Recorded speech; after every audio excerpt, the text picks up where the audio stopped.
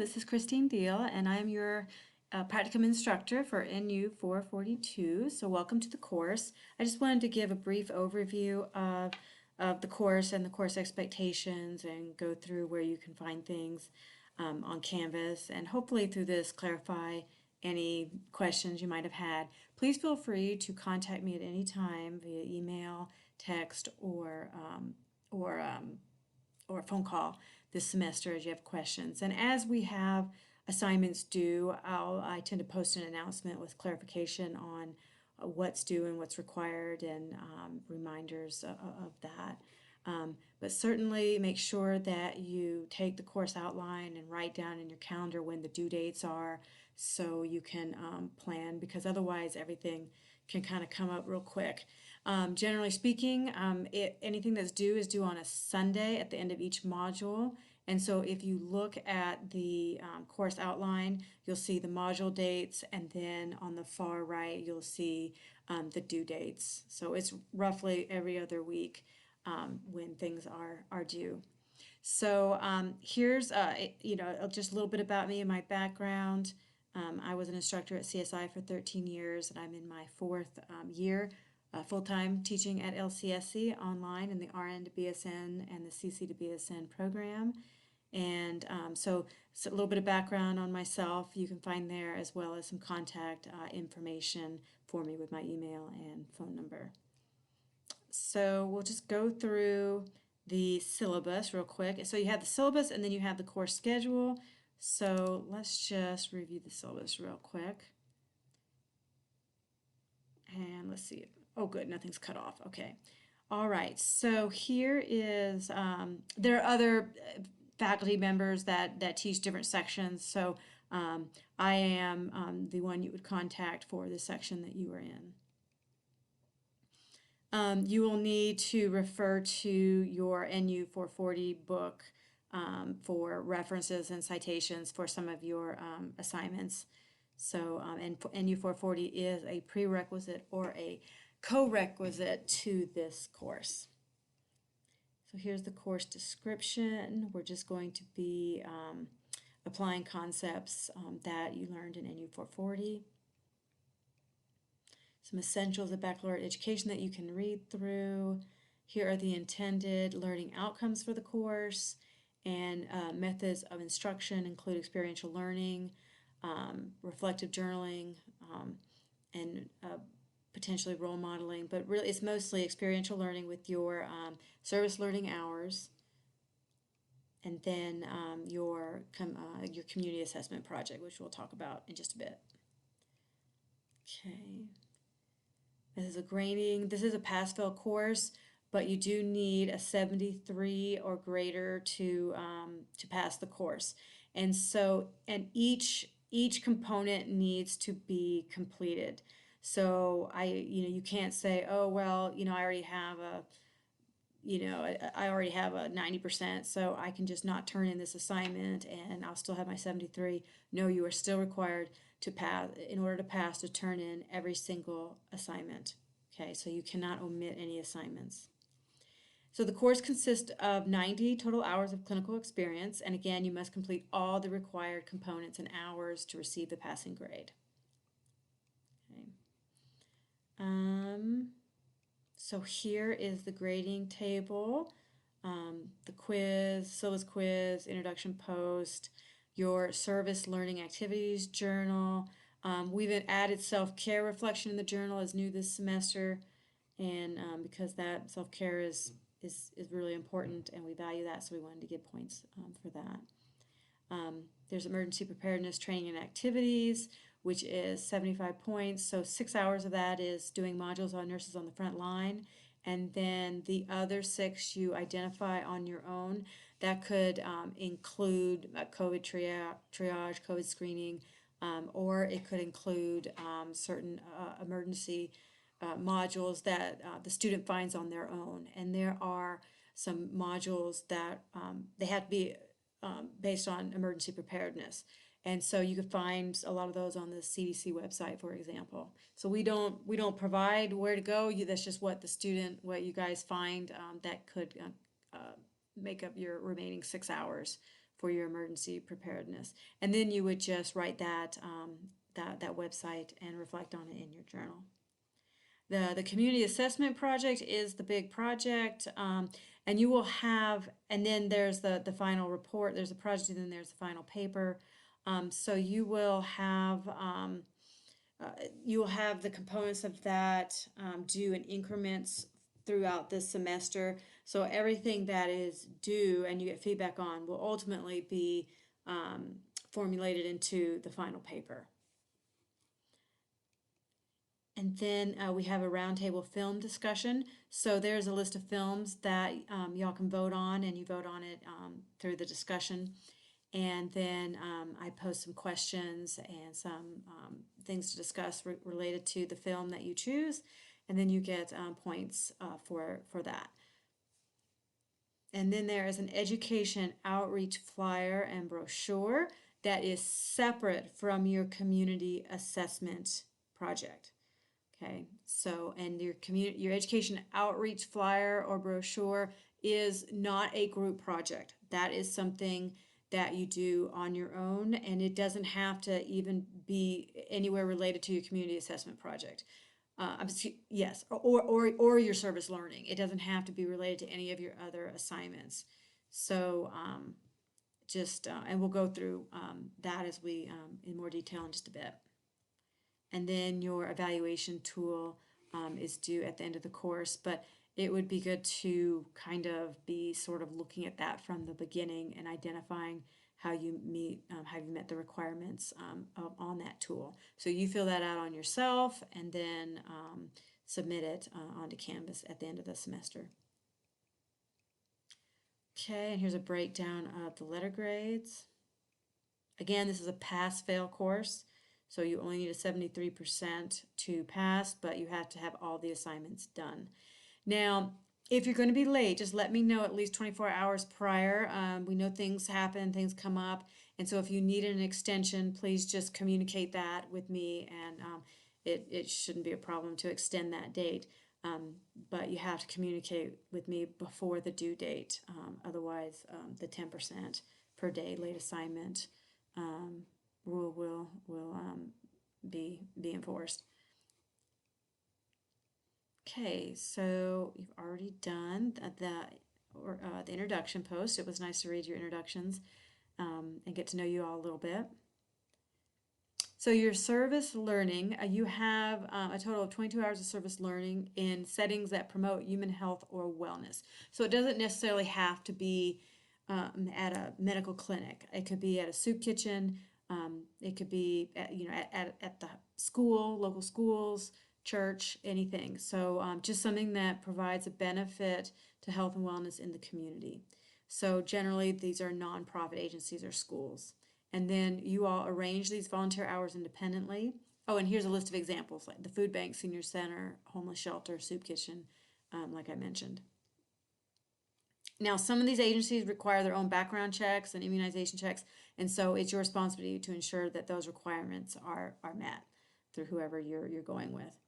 And you will have to identify with me where the contact information of where you're going to do your service learning, and I'll have to fill out an agreement form for you to take with you to have the manager of where you're going sign it. Okay, a little bit about the importance that we place on self-care, emergency preparedness. Again, here's some, you'll have nurses on the front line for 6 of those hours, which is on the Canvas site. But in addition, you can do, these are some examples of what you can do for the remaining 6 clinical hours. Answer calls at a COVID-19 crisis center, Volunteer Medical Reserve Corps, American Red Cross. I've had some students that did all their service learning at the American Red Cross, but then if you also want to use disaster hours, you've got to add those 6 hours. So let's say if you did all your service learning at your local chapter of the American Red Cross, you would do 22 hours there that would count as your service learning, plus an additional 6 hours that would count towards your disaster preparedness, and you would identify and break down those hours in each section in your journal. Okay, so clinical outreach. Okay, so this includes 12 hours to prepare a health promotion flyer or brochure for a site that serves a vulnerable population. And then here are some examples listed here. So you will visit the health site and assess, talk to the manager or the leader there and assess the site for the health education, health promotion needs of that vulnerable community. And then after you and the manager come up with a need, an education need for that population, then you will design the flyer or brochure that incorporates those needs, that educational component. Okay. And then you will submit a copy onto Canvas when during due dates are posted, and a 3-page summary of your experience at the site, your literature review for the education that you gathered to create the brochure, and then I will review it, give feedback, and then after the feedback is received, you can share that flyer brochure with the facility, and then they can choose to disseminate to the client base at the facility that you're working with. So the education outreach is a completely separate assignment from your community assessment paper and your service learning.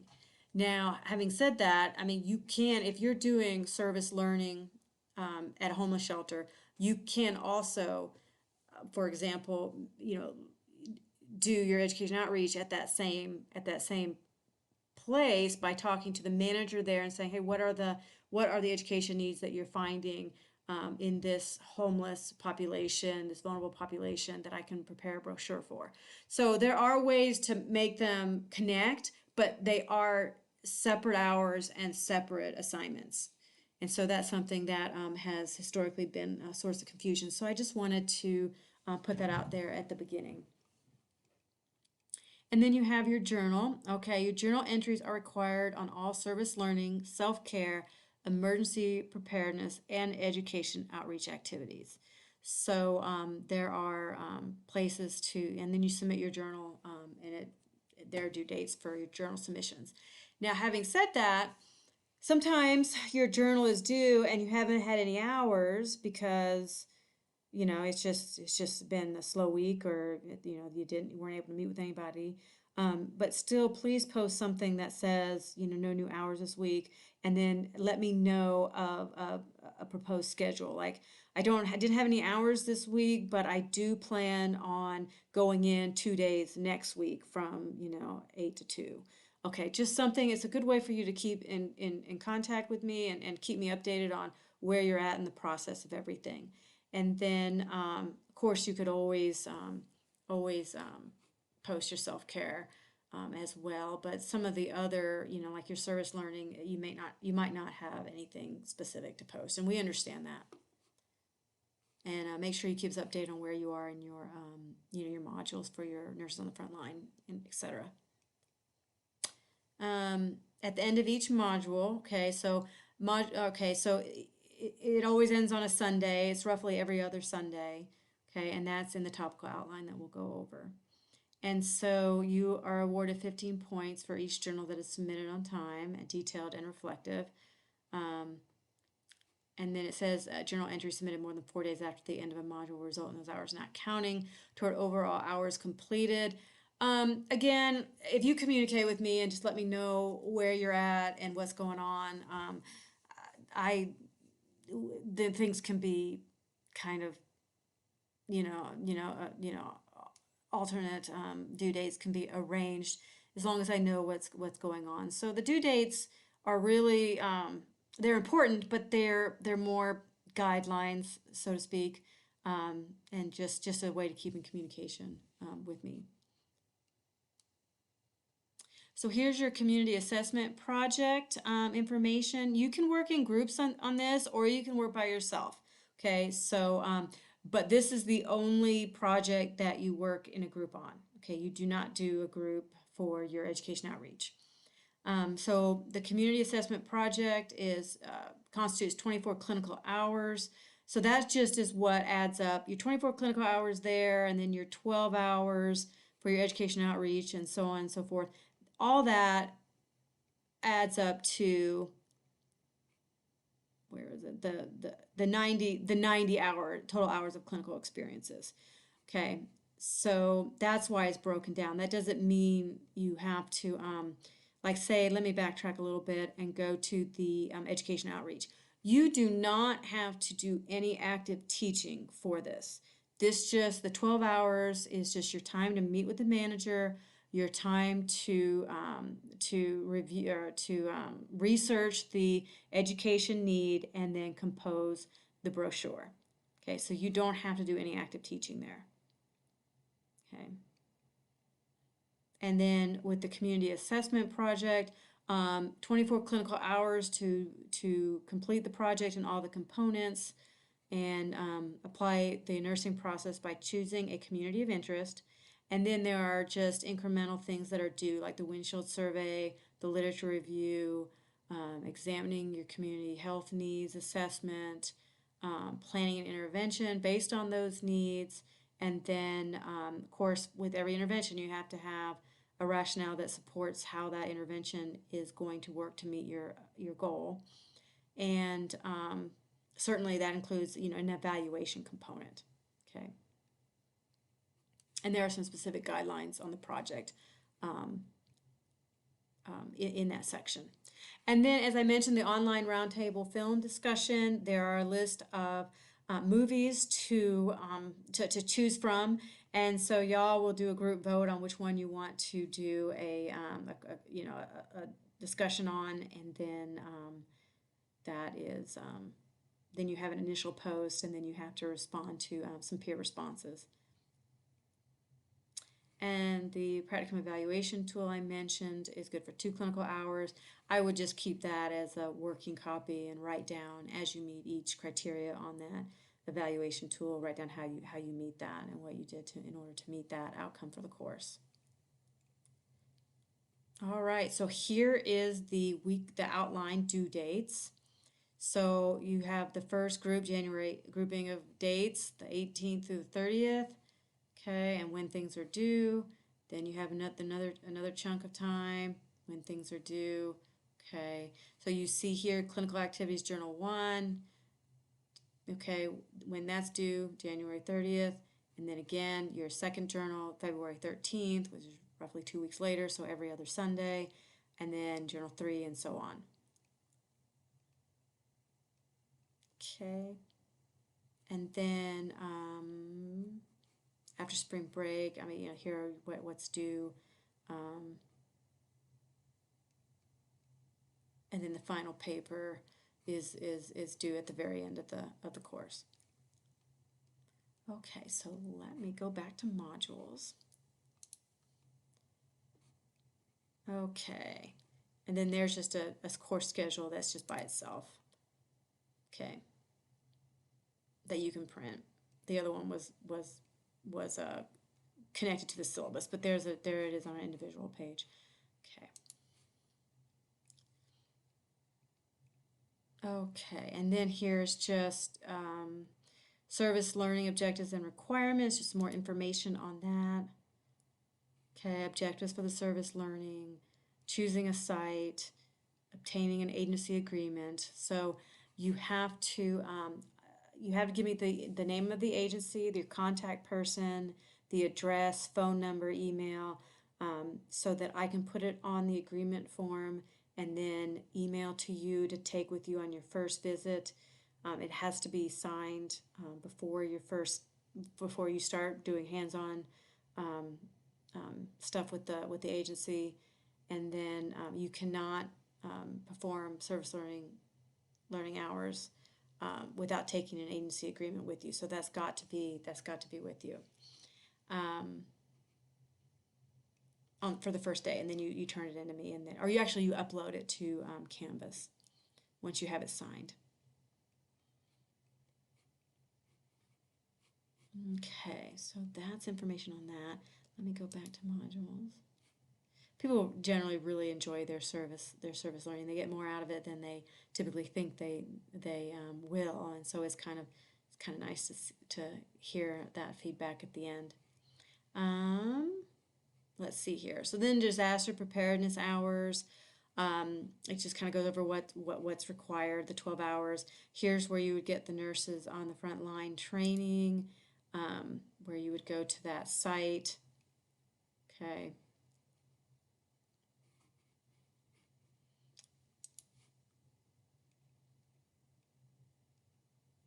And then you submit your certificate there once you do the test at the end.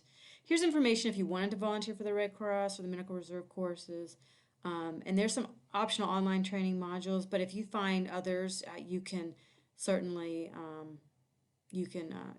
certainly use that as well, because a lot of students find their own. So there's where you can go. Psychological first aid. I've had a lot of good feedback on this course. They really students have really enjoyed doing the psychological first aid as an optional training module.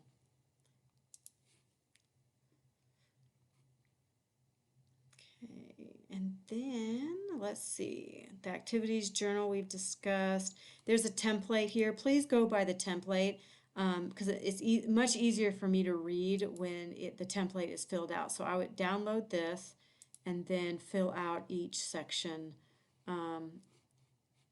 Let me get this bigger. Fill out each section. So the date of activity, description of activity, and type it in, because then these lines will, first of all, it's easier to read when it's typed, but these lines will expand. And then this is where you kind of keep a running tally of your hours, okay, and reflection highlights. And I really want some good reflection here. I did the same thing. You know, it needs to have reflection. Every day is different. Even if you're doing the same thing, every day is different. And so please devote some time to that when you're filling that out. And then the template is divided into, here's the self-care section. Here is the service learning section. Here is the education outreach project section. So there really should be something that you can write in for every journal entry. Even if you don't do any service learning hours, you might do some education hours or self-care hours, of course, and then so on. And then disaster preparedness hours. Okay, so that is what is required on your journal. Okay, so let's go back to modules. Sorry. Let's see, where is that? Oh, way up here. Okay. It's different for each course. All right, so then here's where you would submit. Community assessment project guidelines, overview of the project. And then here are the components of the project that's due incrementally throughout the semester. You have to identify your community, you do a windshield survey, project development tool, literature review, your community health needs assessment data analysis, which is usually done by the hospitals every 3 years. So you would just see what the data for the community needs are from the hospital, and then kind of use that to form your interventions and your project goals.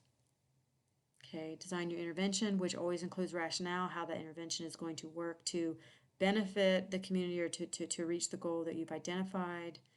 And then you come up with a short presentation to the community, like for example, if you're doing it at the homeless shelter, you would submit what you've done to the manager of the homeless shelter, for example.